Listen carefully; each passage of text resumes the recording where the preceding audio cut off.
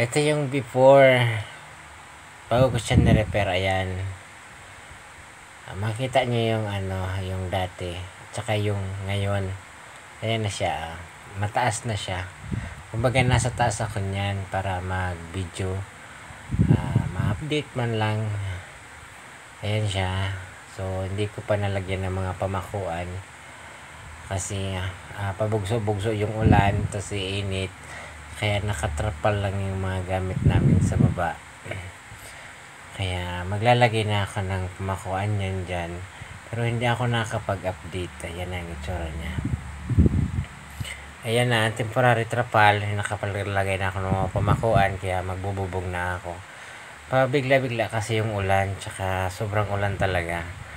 Kaya may trapal siya. At least nakapagtrabaho ko sa baba or sa ilalim. Ayan. Okay. Nagawa na ako ng hagdan. Parang baliw-baliwan. Tsaka nakapagbubong na ako dyan. Kaya kumbaga okay na ako magtrabaho sa ilalim. Hindi na maulan. Ayan nyo. Ayan na naging resulta ng finishing niya. Yung kabuuhan. Yan ang pinagkaiba na nung kumpara doon sa dati. So hindi ko siya lahat na repair kasi kulang na ako sa oras.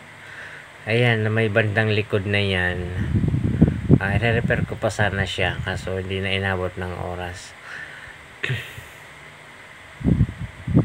Ayan yan. Yan, i-repair ko sana yan pero sa susunod na lang. Hindi na inabot ng oras. Ayan na naging resulta niya. Ibang iba na dun sa dati. Ayan na. Okay.